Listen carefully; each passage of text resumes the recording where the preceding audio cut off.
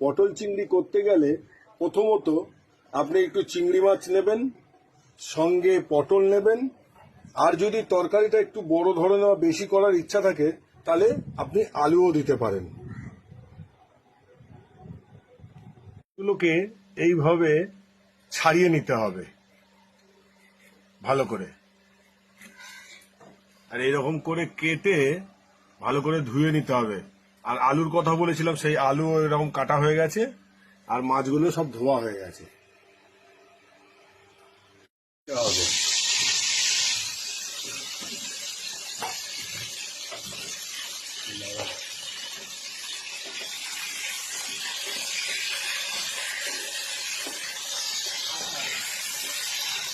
পটলগুলো এরকম ভাজা হয়ে গেলে তারপর নামিয়ে নিতে হবে। এবার আলুগুলোকে ওইভাবে একটু ভেজে নিতে হবে অল্প করে।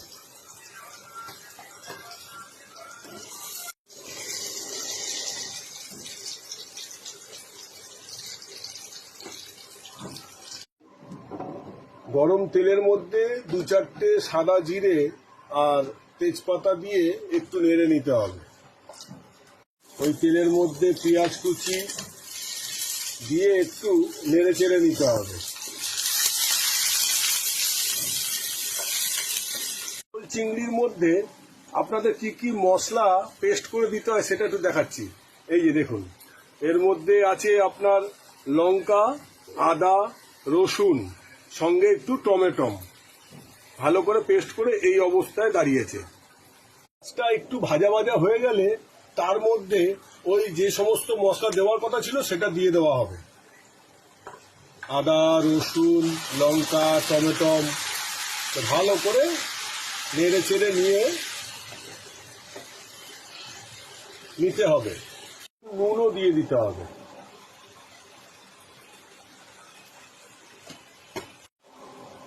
সঙ্গে হলুদ,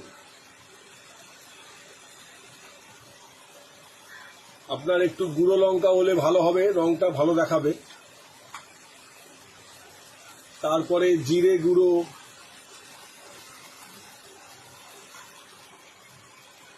দিয়ে ভালো করে নেড়ে চেড়ে নিতে হবে।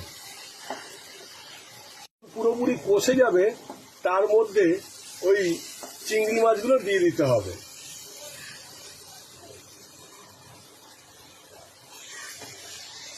একটু ভালো করে নেড়ে চেড়ে নিতে হবে যেন প্রত্যেকটা মাছের গায়ে মশলাটা ঠিক মতন আপনার লেগে যায়। ভাজা আলু ভাজাগুলো দিয়ে দিতে হবে।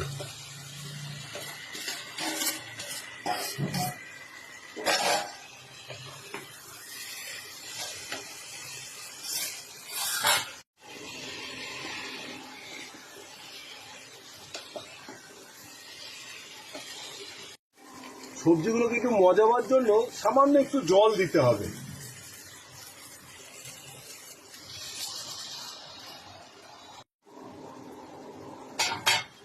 ঢাকনা দিয়ে চাপা দিয়ে দিতে হবে যেন ভাপটা লাগে। এই পটল চিংড়ি নামাবার আগে একটু গরম মশলা দিয়ে দেবেন, তাহলে গন্ধটা খুব সুন্দর লাগবে।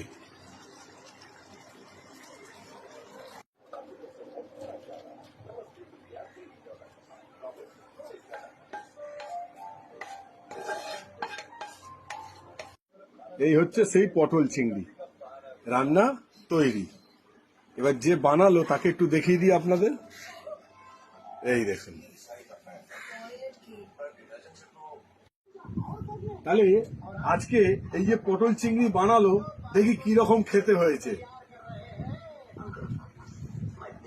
এই হচ্ছে চিংড়ি মাছ,